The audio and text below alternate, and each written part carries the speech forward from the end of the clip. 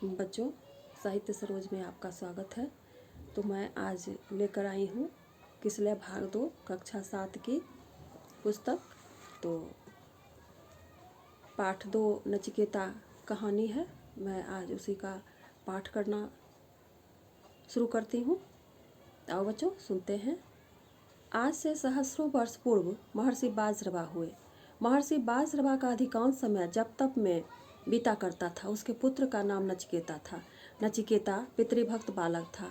उसमें दृढ़ता, सत्य और धर्म के प्रति अगाध निष्ठा थी। उसके मुखमंडल से तेज टपकता था। वह सहिष्णु था। बालक नचिकेता के इन्हीं गुणों के कारण पिता उससे अगाध स्नेह रखते थे। इसी तरह नचिकेता पिता के प्राणों का प्यारा बन गया था। एक बार बाजरवा की इच्छा सर्वमेघ यज्ञ करने की हुई। इस यज्ञ में अपना सब कुछ दान कर देने के बाद ही फल की प्राप्ति होती है।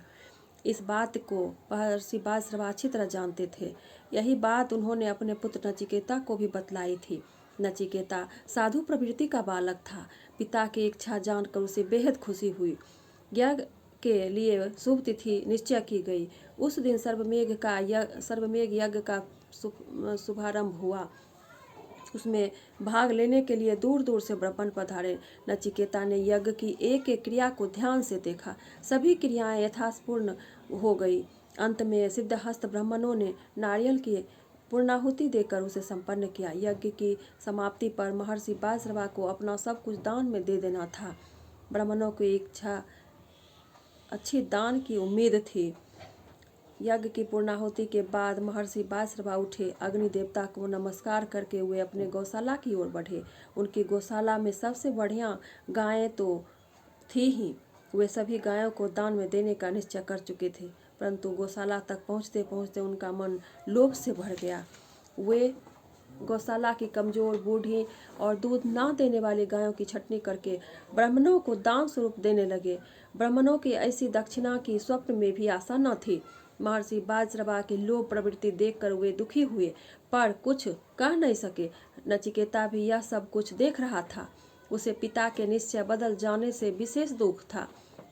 उसने पिता के पास जाकर पूछा, पिताजी, आपने तो इस महायज्ञ में अपना सर्वस्व दान देने का निश्चय किया था, लेकिन आप अपने प्रिय चीजें ना देकर ये बूढ़ी व कमजोर गायें दे रहे हैं। महर्षि बाजरवा पुत्र की ओर देखकर तनिक मुस्कुराए, पर बोले कुछ नहीं। वो वैसे ही गायों का दान करते रहे। जब नचिकेता से नहीं रहा गया, उनकी सहन शक्ति समाप्त हो रही थी, उसने निडरता पूर्वक पिता से कहा, पिताजी, आपकी प्रिय वस्तु तो मैं हूँ, आप मुझे किसे दान देंगे? इतना सुनते ही महर्षि बाजरवा के अधरों की मुस्कान लुप्त हो गई। उनका स्थान क्रोध ने ले लिया। वे उसी अवस्था में बोले, नचिकेता, मैं तुम्हें यमराज को दान में दूंगा। मैं इसे स्वीकार करता हूँ पिताजी। नचिकेता ने खुश होकर उत्तर दिया, मैं आपकी आज्ञा से यमराज के पास चला जाऊंगा, पर आप यज्ञशाला की सारी गायें ब्राह्मणों को दान में अवश्य दे दें। इसके बिना आपका सर्वमेघ यज्ञ निष्फल रहेगा। महर्षि बाजरवा के मुख से क्रोध में निकला, छोटा मुंह और बड़ी बात करता है।